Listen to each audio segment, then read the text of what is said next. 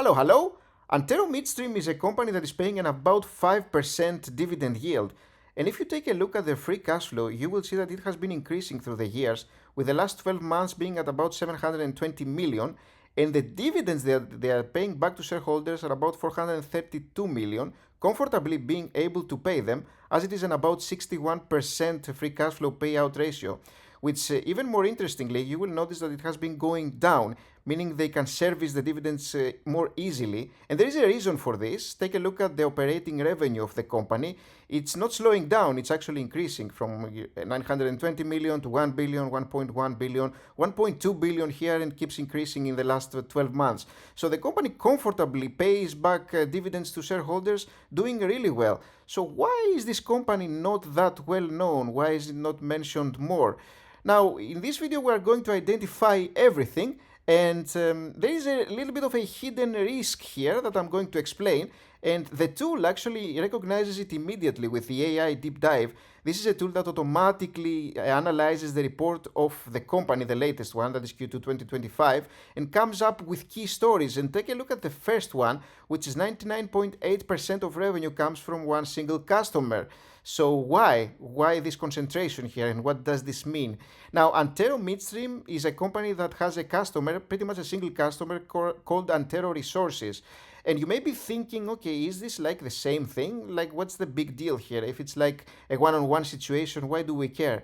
Well, Antero Resources is actually a separate company, and it's a separate public company, which means that they have a separate board, and it means that they have separate risks, separate advantages and disadvantages, and separate ways of doing things. So, it's not like they're going to save each other if something goes badly, potentially. And this means that basically, as a single customer here, Midstream is going to find it difficult to diversify, and this is what the story mentions here, as nearly all revenue comes from Antero Resources, so single counterparty risk is material, understandably so. So revenue is almost entirely single counterparty. And the way to understand this, you may be thinking, why does this happen? The way to understand is that Antero Resources is basically a company that is drilling, and Antero Midstream is a company that is moving what is getting drilled. And as you can understand, this means that they have different risks. Like if the price of gas goes down, Antero Resources cares a lot. But Antero Midstream, on the other hand, cares about how much output, how much gas they actually sell. So it's a completely different strategy here, and completely different risks and reasons why they could go well or badly. But the problem is that the company doesn't diversify right now, doesn't have other customers, and so it's going to be tough, if not impossible, because these contracts are, generally speaking, locked in, and they require a ton of infrastructure. So they would have to keep growing and spending a ton of money in capex, and also getting new customers and new setups. And the fact is that they are not at the stage right now, and maybe they even have some deals with Antero Resources being their top customer, as you can understand. So this is one of the hidden important risks, but you can't stop looking at the fact that the company is doing really, really well in terms of their numbers, because the numbers I'm seeing here are fairly solid. And you will notice this is one of the reasons why the past 3 years, the stock has been doing really well. Now, at some point, it was like 73% up, 73%. Now, at some point, it slows down, and there is also a reason for this, because there is only so much a utility company will be growing. This is not a tech company. So this is a company that you are playing for the income. You are playing it for the dividend, not for the increase in price for the most part, unless you happen to get it at a low point, like it was here, when it was kind of telegraphing that it would be doing well. But right now they're sitting at a higher point. We'll see how high this is with our DCF tool. But first thing that I want to see is how they're doing with revenue, net income, and total equity, all of them going down. Now, total equity is a metric that is not necessarily bad when it's going down, because there is a lot of things, liabilities. There is also the fact that they could be getting debt on purpose, and also the decline is very minimal here. So I'm not too worried about this. And the fact that the company is doing well in terms of the price you can kind of see it here, as the PE ratio has been increasing. It used to be like 14. This is where it would be a nice spot to buy if you have noticed the trajectory, how the company is doing. But another solid thing to see, which is nice to see for a company of this sort, which is like a utility company, their margins are solid, very, very, very solid here, with operating margins at 60%, net margins at 40%. That's something that I didn't expect because deep at heart, this is a utility company, and so they have some regulations and stuff that they have to be aware of. This is something that our DCF tool mentions as well automatically. It recognizes that this is a pretty much a company that is like a utilities company, so they are heavily regulated. So the government decides how much profit you're allowed to make, and this has to happen because it appeals to a lot of people, and it's in many situations a monopoly. So there are some limits in these kinds of companies, yet they are doing really, really well, showing me that they are efficient with how they are doing their business. And I really like to see that from companies. It looks like a responsible business is what I'm saying. And the AI deep dive gives us some more insights about the company. And a very interesting one that I saw here, a $220 million judgment from a residual risk from the Veolia litigation. There is some sort of an appeal here. They sued Veolia, and there is some final price that Veolia is going to pay to them, which is about 280 million, and I think it's getting examined right now by the judge. But if it gets released to them, this is actually a pretty solid injection of cash. So that's nice to see. A favorable appellate position materially boosts net asset value if collected, and this if collected is the thing, because there is a final judgment, as you'll see, waiting to happen. So that's nice to see, and these are the key takes about the company that I have seen so far from here. And you can see the key stories here. Again, the AI immediately automatically recognize. I haven't done anything. This is just AI giving us the stories. These are not manual. And they are per company, like stockAIinsights.com. If you go to our tool and register, you can see there's a free tool, a free account, by the way. You can see all these key stories automatically getting generated, and this gives fantastic insights because you can immediately see what's going on with the company, as they can pay the dividend, but money is tight, depending on just one customer. What I told you, basically. And some moving gas makes money, moving water doesn't. So, there is some, because there is like a water business story pretty much.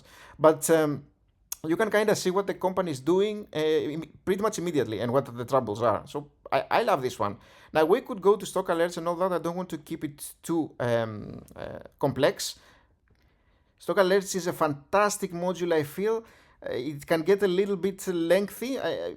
Let me know if you want me to make such videos and actually explain these in detail. I have a ton of metrics here that you can visit at Stock AI Insights, but they make the video a bit boring because they are too technical, so I don't know if I wanted to mention each one in detail. Let me know if you like these kinds of videos, and I will do it in the future.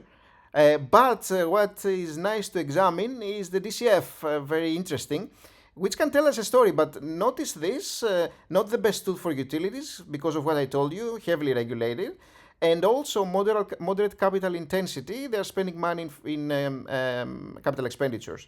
So you have to bear this in mind. These two facts point to the fact that you could see a relatively undervalued stock that is actually not that undervalued.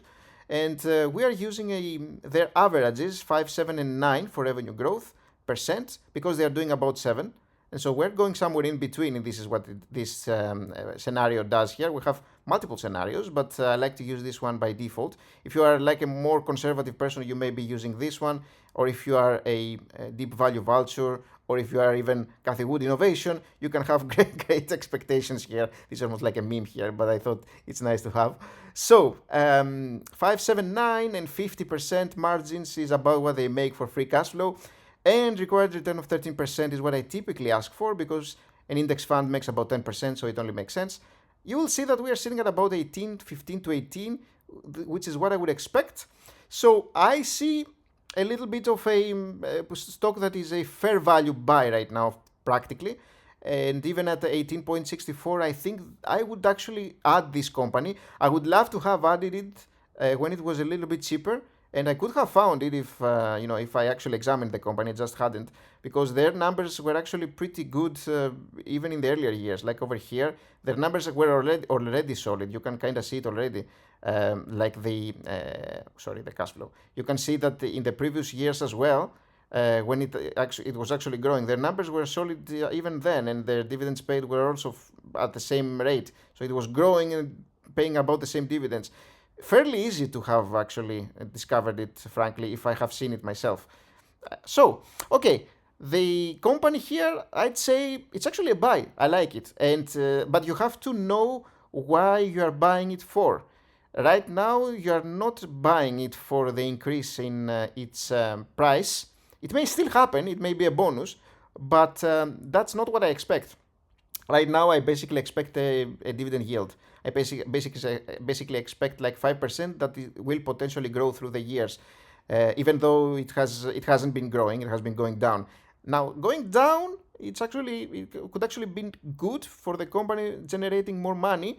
And sometimes, if the dividend yield goes down, it's because they spend money in capital expenditures. They don't really give it back to shareholders. So they could actually grow the business, and effectively you gain money not only from the interest, not only from the dividends pretty much, but also from the fact that the company's stock price goes up. So it's a little bit of a win-win situation. Thanks for watching. Let me know what you think about Antero. I actually liked it when I was analyzing it.